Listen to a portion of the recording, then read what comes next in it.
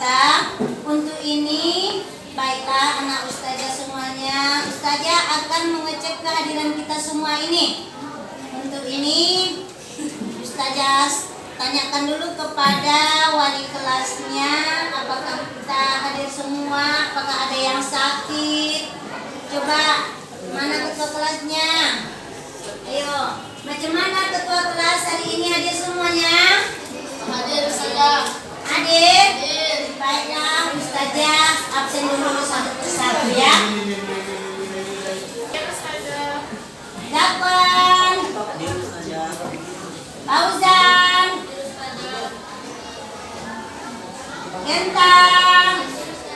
Ya, baiklah anak ustazah semuanya. Alhamdulillah, mudah-mudahan kita hadir pada hari yang berbahagia ini. Semuanya anak-anak ustazah rajin-rajin belajar, semoga mendapatkan ilmu bermanfaat. Anak ustazah semuanya, sebelum kita mulai belajar, kita akan membacakan doa. Semoga terkabul nanti doa kita apa yang telah kita capai pada hari ini. Baiklah, untuk ini sama-sama kita menadahkan tangan untuk berdoa. Membacakan bismillah.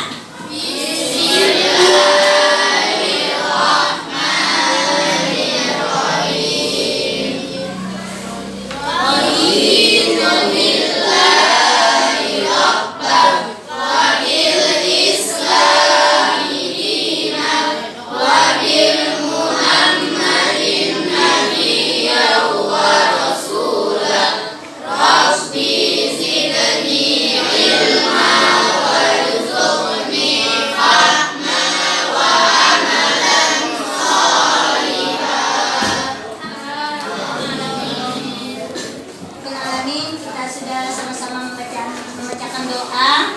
Mudah-mudahan Allah memberikan kesehatan dan keselamatan kepada kita semuanya.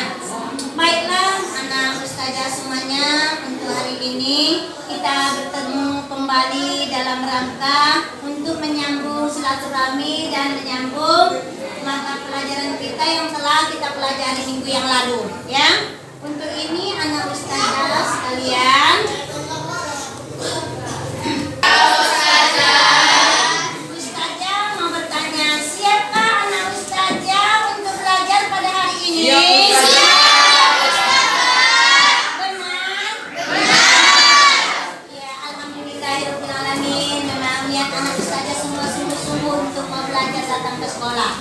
baiklah anak ustazah semuanya, kita akan memulai pelajaran kita pada hari ini, yaitu menyampaikan tujuan motivasi siswa, ya kan?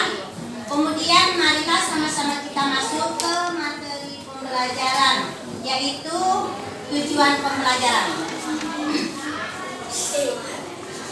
Peserta didik mengamati video, menanya, mengeksplorasi, menalar dan refleksi tentang sejarah hakikat dan keistimewaan Al-Quran. Diharapkan peserta didik mampu menjelaskan sejarah diturunkannya Al-Quran. Yang kedua, setelah peserta didik mengamati video, menanya, mengeksplorasi, menalar dan merefleksi tentang sejarah hakikat dan keistimewaan Al-Quran, diharap peserta didik mampu menjelaskan pengertian Al-Quran. Kemudian yang ketiga, setelah peserta didik mengamati video, menanya, mengeksplorasi, menalar dan merefleksi tentang sejarah hakikat dan keistimewaan Al-Quran, diharap peserta didik mampu menunjukkan bukti-bukti tentang kebenaran Al-Quran. Anak-anak ustazah semuanya, nanti pelajaran kita ini akan ustazah tayangkan melalui video. Kemudian setelah itu nanti marilah sama-sama kita mengamati, mengambil kesimpulan, mengambil pengertian dari video yang telah kita tayangkan nanti beberapa menit yang akan datang. Setelah itu nanti baru anak ustazah kita akan membagikan LKPD untuk berkelompok. Jadi setelah kita amati nanti gambar itu, maka kita buatlah kesimpulan semua yang ada di video tadi. Siap anak ustazah? Siap ustazah. Ya, alhamdulillahirobbilalamin. Baiklah, untuk ini ustazah akan menayangkan satu video video cara turunnya Al-Quran. Inilah sejarah-sejarah. Wabarakatuh. Inilah kisah pertama kali turunnya Al-Quran. Ketika usia Rasulullah SAW telah mendekati 40 tahun, beliau lebih senang mengasingkan diri. Itu beliau lakukan karena merasa tak nyaman melihat pemandangan kemusyrikan yang terjadi di sekitarnya. Ia pun meminta izin pada sang istri, Khadijah, untuk menenang dan mengasingkan diri. Dengan membawa roti dari gandum dan air, beliau pergi ke Gua Hira di Jabal Nur, yang jaraknya kira-kira 2 mil dari kota Mekah. Suatu gua yang tidak terlalu besar, yang panjangnya sebagian dari ketentuan Allah Subhanahu wa Ta'ala, sebagai langkah persiapan untuk menerima urusan besar yang sedang menantinya, untuk mengubah wajah dunia dan meluruskan garis sejarah. Allah telah mengatur pengasingan ini yang merupakan usia kematangan, tanda-tanda nubuah atau kenabian sudah mulai tampak. Di antaranya, ada sebuah batu di Mekah yang mengucapkan salam kepada beliau. Terjadi ru'yah sadikah atau mimpi yang benar yang datang berupa fajar subuh yang menyingsing. Hal ini berlangsung hingga 6 bulan. Mimpi yang benar ini adalah merupakan salah satu dari 46 tanda kenabian. Kemudian beliau mulai suka mengasingkan diri. Beliau biasa mengasingkan diri di Gua Hira. Beliau beribadah di dalamnya. Beberapa malam kemudian beliau pulang kepada Khadijah, lalu membawa bekal untuk keperluan yang sama hingga turunnya wahyu itu. Saat beliau sedang berada di Gua Hira pada bulan Ramadan tahun 610 Masehi atau 13 tahun sebelum Hijriah, Malaikat Jibril sehingga Rasulullah merasa sesak. Kemudian Jibril melepaskan Rasulullah dan sekali lagi berkata, "Bacalah." Hal itu terulang hingga 3 kali. Lalu Jibril melepaskan Rasulullah sembari mengucapkan ayat pertama hingga kelima surat Al-Alaq. Artinya, bacalah dengan menyebut nama Tuhanmu yang menciptakan. Dialah menciptakan manusia dari segumpal darah. Bacalah dan Tuhanmu lah yang Maha Pemurah, yang mengajar manusia dengan perantara kalam. Dia mengajar kepada manusia apa yang tidak diketahuinya. Setelah Rasulullah mengucapkan bacaan itu, sang malaikat pun pergi. Namun, kata-kata itu terpatri dalam kalbunya, seperti dalam keadaan demam. Rasulullah kemudian menyampaikan apa yang terjadi kepada Khadijah, lalu berkata, "Sesungguhnya aku mencemaskan diriku sendiri." Khadijah dengan penuh kasih menenangkan suaminya, "Demi Allah, Allah selamanya tidak akan menghinakan engkau. Sesungguhnya engkau selalu menyambung tali persaudaraan, selalu menanggung orang yang kesusahan, selalu mengupayakan apa yang diperlukan, selalu menghormati tamu dan membantu derita orang yang membela kebenaran." Selanjutnya, Khadijah binti Khuwailid membawa Rasulullah menemui Waraqah bin Naufal bin Asad bin Abdul Uzza, anak paman Khadijah. Waraqah adalah penganut Nasrani yang taat pada masa jahiliyah, yang sudah tua dan buta.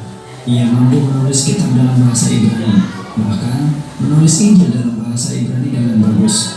Khadijah berkata kepadanya, "Wahai putra pamanku, dengarkanlah cerita anak saudaramu ini." Waraqah pun bertanya, "Wahai saudaraku, apa yang kau lihat?" Maka berceritalah Rasulullah tentang apa saja yang telah beliau lihat. Waraqah kemudian mengomentari, "Ini adalah namus yang pernah turun kepada Musa alaihissalam. Andai saja aku masih muda saat itu, andai saja aku masih hidup ketika engkau diusir oleh kaummu." Spontan Rasul bertanya, "Apakah kaummu akan mengusirku?" Waraqah menjawab, "Iya, tidaklah seorang pun membawa seperti yang kau bawa, kecuali pasti akan dimusuhi. Andai aku masih hidup saat engkau diutus, aku akan menolongmu dengan sungguh-sungguh." Waraqah pun meninggal saat turun wahyu. Wahyu sudah terputus setelah Rasulullah turun gunung. Beberapa pendapat banyak yang mengemukakan soal berapa lama terputusnya wahyu. Ada yang mengatakan 2 tahun, sebagian lagi mengatakan hanya 2 bulan, 40 hari, hingga mengatakan 3 hari saja. Tak ada bukti otentik soal berapa lama berhentinya wahyu. Namun berhentinya wahyu ini memang benar adanya. Pada masa-masa terputusnya wahyu itu, Rasulullah hanya diam dalam keadaan termenung sedih. Kegelisahan melingkupi diri beliau. Hikmah berhentinya wahyu dahulu adalah untuk menenteramkan hati Rasulullah SAW. Hal tersebut karena Rasul kaget dan terguncang kondisi psikologisnya. Imam Bukhari dalam kitab Takbir menentukan kondisi beliau sebagai berikut. Wahyu untuk beberapa waktu tidak turun. Berdasarkan riwayat yang saya ketahui, Nabi SAW merasa gundah dan gelisah. Hal ini diekspresikannya dengan bersecepat ke puncak gunung tempat gua Hira berada, lalu bermaksud menjatuhkan diri ke bawah. Tiba-tiba Jibril menampakkan diri dan berkata, "Hai Muhammad, engkau betul-betul seorang Rasul Allah." Maka hatinya kembali tenang, jiwanya kembali tentram, lalu beliau pun pulang. Ketika bayang-bayang kebingungan mulai surut dan beliau kembali menunggu-nunggu turunnya wahyu, Allah memuliakan beliau dengan wahyu untuk kedua kalinya. Setelah itu, Al-Quran turun berangsur-angsur selama kurang lebih 23 tahun. Sebagian meriwayatkan 22 tahun, 2 bulan, dan 22 hari.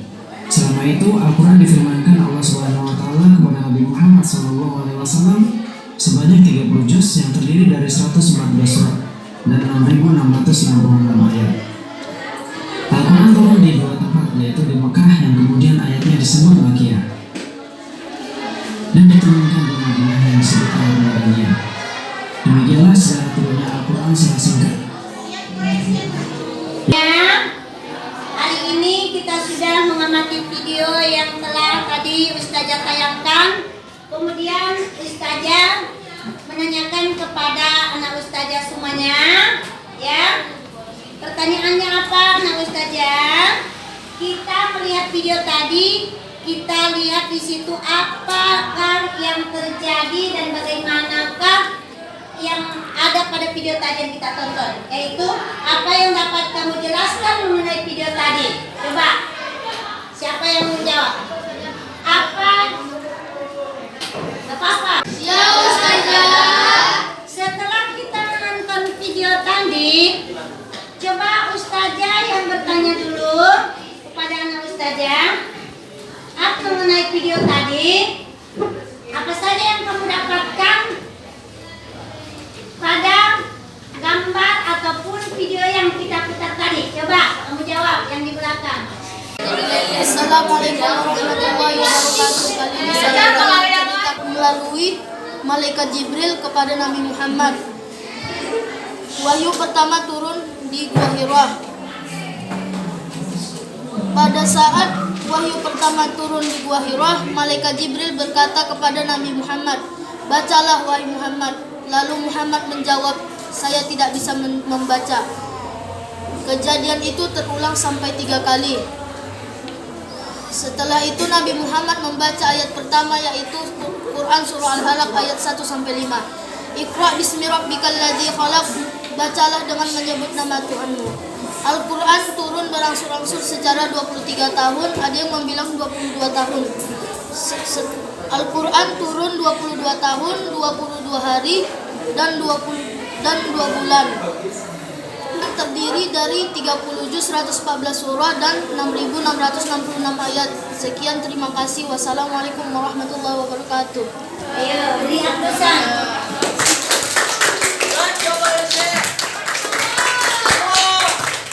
Apa saja kan yang mempengaruhi peristiwa tersebut? Ayo. Alat yang menyebutkan di situ yang terjadi. Ayo, siapa yang jawab? Yang Nabi Sallallahu Alaihi Wasallam itu menyendiri di Gua Hira. Nah, siapa yang jawab? Hal-hal apa sajakah yang mempengaruhi peristiwa tersebut terjadi? Dari Nabi Muhammad SAW tidak bisa membaca, sehingga Nabi Muhammad SAW bisa membaca. Terima kasih. Ya, tepuk tangan. Terus saja dengan video yang kita tayangkan tadi mengenai pelajaran kita sejarah turunnya Al-Quran. Yang pertamanya yaitu sejarah turunnya Al-Quran. Al-Quran itu pada saat Nabi Muhammad SAW hijrah ataupun bermukim di Gua Hira beribadah. Kemudian datanglah seorang malaikat, yaitu malaikat Jibril, untuk memeluk Nabi Muhammad. Setelah itu Nabi Muhammad mengatakan, "Saya tidak pernah membaca," sehingga sampai 3 kali turunlah surah Al-Alaq sampai 5 ayat yang mengatakan Iqra bismi rabbikal ladzi khalaq sampai 5 ayat. Kemudian setelah itu Nabi Muhammad SAW pergi ke gunung, yaitu di dalam gunung itu kemudian turunlah Nabi Muhammad SAW. Setelah Nabi Muhammad SAW turun, maka turun pula lawan di situ yang mengatakan ayat terakhir yang mengatakan ayyama akmaltu lakum dinakum wa atmamtu alaikum ni'mati wa raditu lakumul Islam madinah, yaitu turunnya secara berangsur-angsur selama sebanyak 30 juz, kemudian 114 surah dan 26.666 ayat. Jadi untuk ini anak ustazah semuanya, itulah pelajaran kita pada hari ini. Mudah-mudahan kita dapat mengambil hikmah dari pelajaran yang kita tayangkan tadi. Semua sejarah-sejarahnya sudah ustazah simpulkan semua pelajarannya. Jadi untuk ini anak-anak ustazah, marilah sama-sama kita membentuk ataupun ini kita sudah tadi kesimpulan kan. Setelah itu kita akan membuat kelompok, sudah kita bentuk kelompoknya. Kemudian ustazah memberikan LKPD ya, kerja kelompok sesuai nanti dengan yang kita tonton dan yang dijelaskan tadi apa-apa isinya. Dan ini diharapkan kepada ketua-ketua kelompok maju ke depan untuk mengambil kertas LKPD-nya. Pada ketua-ketua kelompok dipersilakan.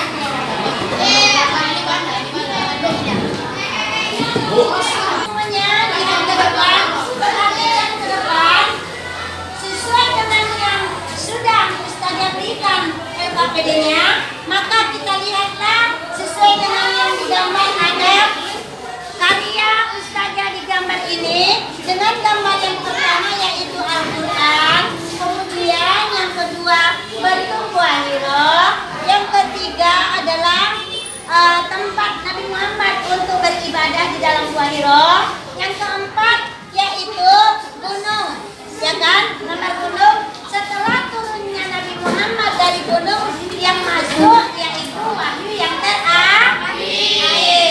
Untuk ini kepada anak ustazah semuanya dikerjakan kelompok masing-masing sesuai dengan yang ustazah berikan. Ada kelompok Al-Baqarah, ada kelompok Al-Rahman, kemudian kelompok Al-Maidah, kemudian kelompok Al-Waqiah. Sekarang ustazah tanya, siapa yang kelompok Al-Baqarah? Satu orang aja nunjuk. Kelompok Al-Baqarah. Kemudian kelompok Al-Rahman. Kemudian kelompok Al-Maidah. Kemudian kelompok Al-Waqiah. Iya, sekarang kepada anak ustazah untuk mengerjakannya. Kepada anak ustazah silakan. Ini siapa ustazah?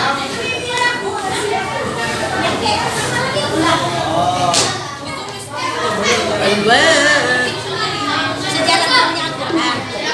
Oh gini. Padahal zaman dahulu ya. Zaman dahulu ya. Aku lagi bukan itu.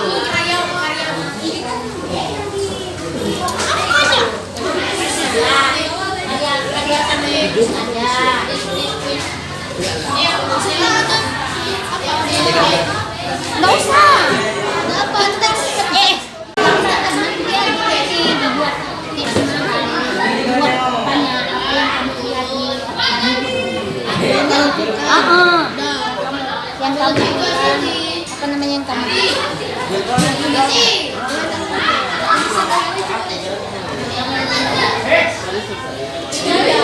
Dan turun.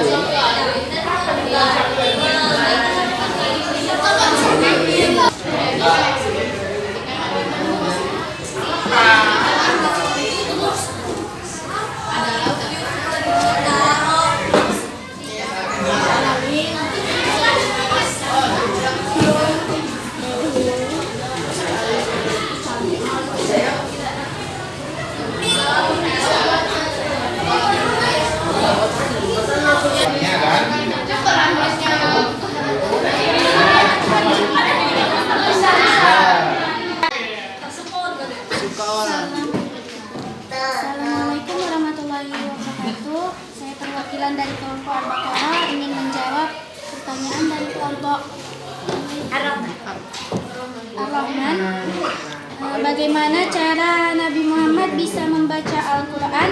Surah Al-Alaq ayat 1-5. Karena Jibril berkata kepada Nabi Muhammad, bacalah. Jadi pada saat itu Nabi masih berkata tidak bisa membaca, sehingga diajarkan malaikat Jibril dan dibacakan Quran surah Al-Alaq ayat 1-5. Dan dengan mukjizat Allah, Nabi bisa membaca Quran surah Al-Alaq ayat 1-5 dan tepat. Sekian jawaban dari saya. Wassalamualaikum warahmatullahi wabarakatuh. Waalaikumsalam warahmatullahi wabarakatuh. Ketua-ketua kelompok untuk mengantarkan LKPD-nya ke depan, kembali supaya Ustazah nilai siapalah yang paling terbaik di antara kelompok kita yang 4, yaitu Al-Baqarah, Al-Maidah, kemudian Ar-Rahman, Al-Waqiah. Sekarang kepada kelompok masing-masing dipersilakan untuk ke depan. Ayo, di apa cepat waktu? Udah bisa lo boleh dijawab. Akan kenapa Kak? Dijawab.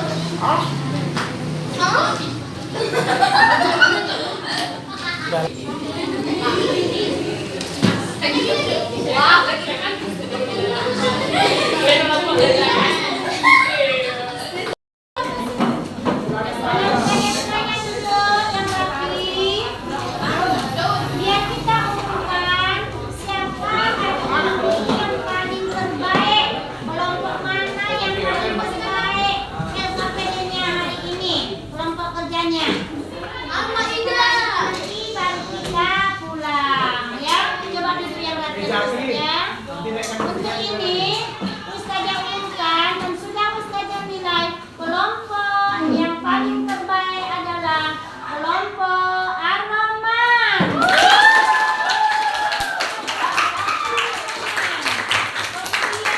Kemudian kelompok yang kedua Al-Maidah. Dan yang ketiga adalah kelompok Al-Waqiah.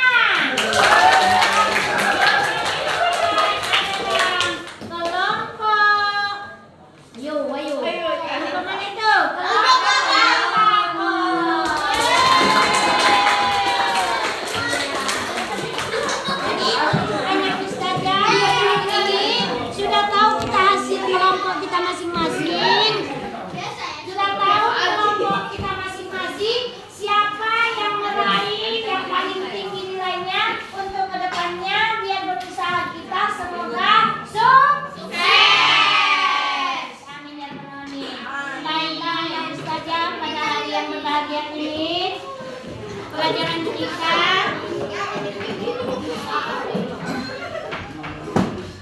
dan sudah semuanya anak ustazah mengerti dan memahami pelajaran kita hari ini. Insya Allah akan kita sambung kembali untuk yang akan datang pelajaran kita, yaitu tentang mukjizat, karomah, dan maunah dan irhas. Itulah pelajaran kita yang akan datang. Semoga anak ustazah semuanya rajin-rajin sekolah supaya mendapat ilmu yang bermanfaat. Alamin. Untuk ini anak ustazah semuanya, sebelum kita pulang, kita membacakan doa, kita panjatkan ke arwah Nabi kita. Semoga semua yang kita kerjakan